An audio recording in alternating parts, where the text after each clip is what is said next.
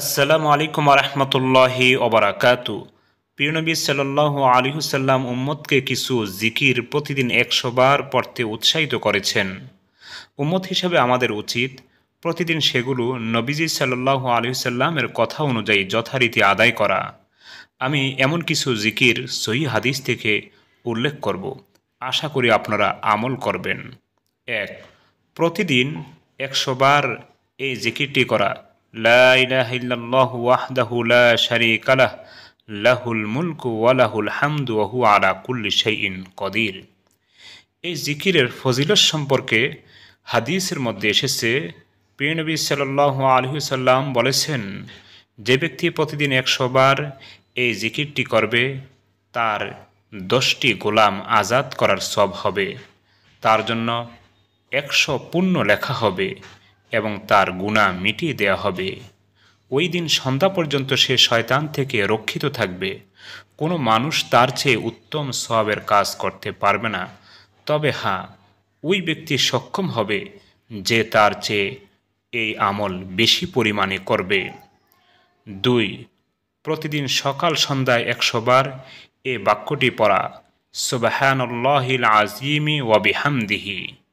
এই বাক্যটির ফজিলত সম্পর্কে হাদিসের মধ্যে এসেছে, প্রিয় নবী সাল্লাল্লাহু আলাইহি ওয়াসাল্লাম বলেছেন, যে ব্যক্তি সকালে ও সন্ধ্যায় সুবহানাল্লাহিল আযীমি ওয়া বিহামদিহি 100 বার পাঠ করে, এতে মহান আল্লাহ তাআলা তাকে কিয়ামতের দিন সৃষ্টিকুলের সব মানুষ থেকে বেশি মর্যাদা দান করবেন।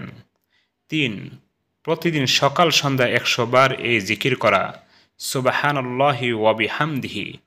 এ জিকির সম্পর্কে হাদিসের মধ্যে এসেছে, প্রিয় নবী সাল্লাল্লাহু আলাইহি ওয়াসাল্লাম বলেছেন, কেউ সকালে 100 বার ও সন্ধ্যা 100 বার এটি পাঠ করলে কিয়ামতের দিন তার চেয়ে বেশি সওয়াব নিয়ে আর কেউ উপস্থিত হতে পারবে না।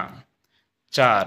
প্রত্যেক ফরজ নামাজের পর তাসবিহে ফাতিমির সঙ্গে উপরে উল্লিখিত 1 নম্বর যে জিকিরটি উল্লেখ করা হয়েছে তাহা পাঠ করে 100 পূর্ণ করা। এ সম্পর্কে হযরত আবু হুরায়রা রাদিয়াল্লাহু আনহু থেকে একটি হাদিস বর্ণিত হয়েছে।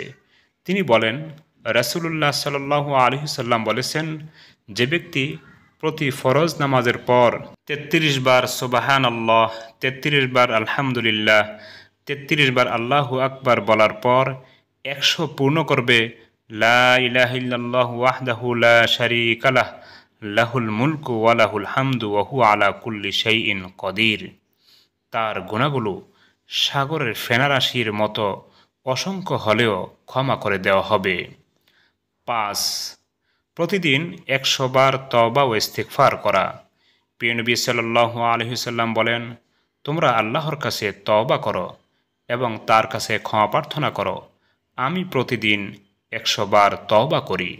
সুপ্রিয় দর্শক, আসুন আমরা উল্লিখিত জিকিরগুলি প্রতিদিন সর্বনিম্ন 100 বার করে করি আর বেশি করে তওবা ইস্তেগফার করি।